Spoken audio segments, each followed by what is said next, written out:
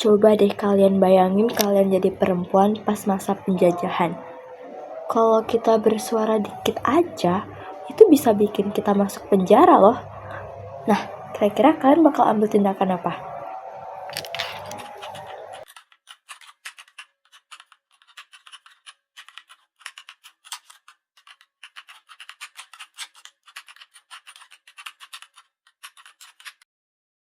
Semuanya, perkenalkan nama saya Gresiana Tauli Putri Dwi Arindi dari SMAN 71 Jakarta. Saat ini saya sedang menduduki bangku kelas 10A. Di video kali ini saya akan membahas mengenai biografi SK Trimurti. Tapi sebelumnya saya akan menjelaskan terlebih dahulu tentang apa itu teks biografi. Nah, teks biografi adalah teks yang berisi kisah hidup seseorang yang ditulis oleh orang lain. Biografi memuat perjalanan hidup tokoh sejak kecil hingga mencapai keberhasilannya atau peristiwa penting dalam hidupnya. Nah, kalau seseorang menulis kisah hidupnya sendiri, teks tersebut disebut autobiografi. Nah, ciri-ciri dari teks biografi. Yang pertama, berisi kisah nyata atau fakta. Kedua, menceritakan riwayat hidup tokoh. Ketiga, ditulis oleh orang lain. Keempat, memuat peristiwa penting dan keteladanan tokoh. Dan yang terakhir, disusun secara kronologis atau berurutan waktu. Nah, sekarang struktur teks biografi. Yang pertama ada orientasi, yaitu berisi pengenalan tokoh seperti nama, tempat dan tanggal lahir, latar belakang keluarga, dan lain-lain. Kemudian ada peristiwa dan masalah, yaitu berisi rangkaian peristiwa penting dalam hidup tokoh, termasuk perjuangan, masalah, dan keberhasilannya. Dan yang terakhir ada reorientasi, yaitu berisi penutup atau pandangan penulis terhadap tokoh. Nah, reorientasi ini bersifat opsional, jadi tidak wajib ya. Kemudian ada kaidah kebahasaan. Yang pertama, menggunakan kata kerja tindakan. Misalnya, belajar, bekerja, berjuang. Kemudian menggunakan kata kerja pasif. Misalnya, dilahirkan, diberi. Lalu ada menggunakan konjungsi waktu. Seperti kemudian, setelah itu. Atau mungkin menyebutkan tahunnya. Seperti pada tahun 1945. Lalu ada menggunakan kata ganti orang ketiga. Seperti dia, beliau, ia. Oke, sekarang kita langsung aja ke pembahasan mengenai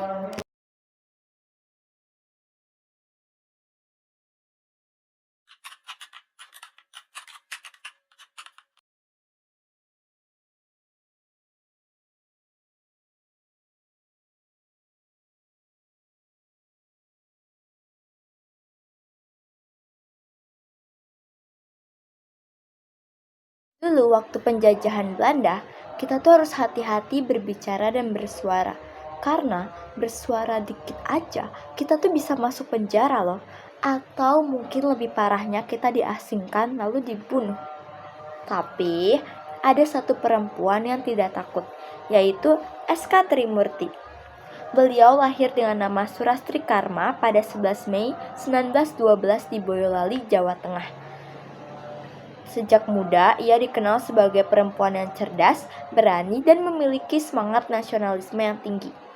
Awalnya, ia bekerja sebagai guru, namun melihat kondisi rakyat Indonesia yang hidup dalam penjajahan, ia merasa harus melakukan sesuatu yang lebih besar.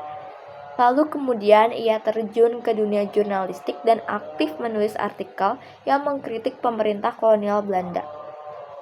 Tulisannya tuh tajam dan berani, sehingga membangkitkan semangat perlawanan rakyat. Karena aktivitasnya tersebut, ia menjadi buruan pemerintah kolonial. Nah, untuk menghindari pengawasan dan pengejaran Belanda, ia tuh punya ide. Ia mau menggunakan nama samaran yaitu SK Trimurti. SK itu merupakan singkatan dari nama aslinya yaitu Surastri Karma. Nama itu digunakannya sebagai strategi agar tidak mudah dikenali oleh pihak kolonial. Tapi, ia tetap beberapa kali dipenjara loh. Namun, penjara tidak pernah menghentikan semangat perjuangannya.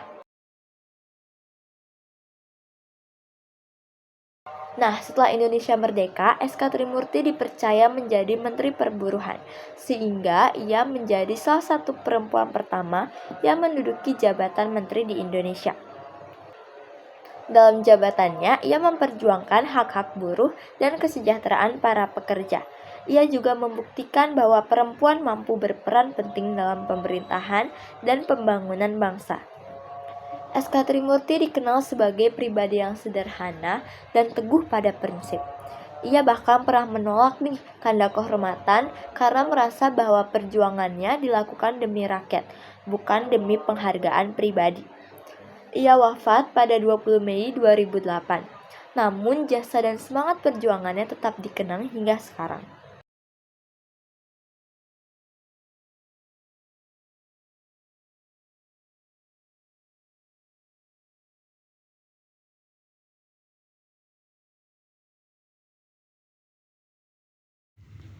Pada saat proklamasi kemerdekaan Indonesia, SK Trimurti ditunjuk sebagai penggerek bendera merah putih.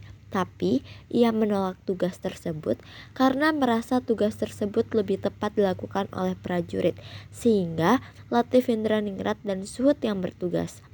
Namun, ia tetap menjadi pembawa baki yang berisikan bendera sangsaka merah putih yang akan dikibarkan.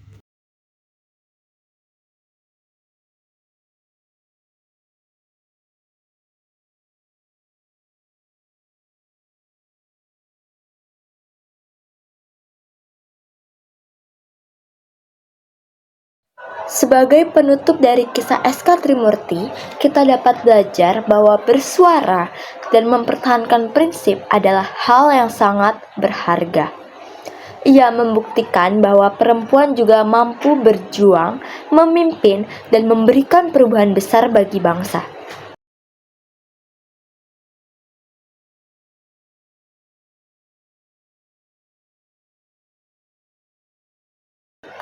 Baik, itu dia penjelasan saya mengenai biografi SK Trimurti. Semoga kita dapat terinspirasi dan belajar dari kisah hidupnya. Dadah!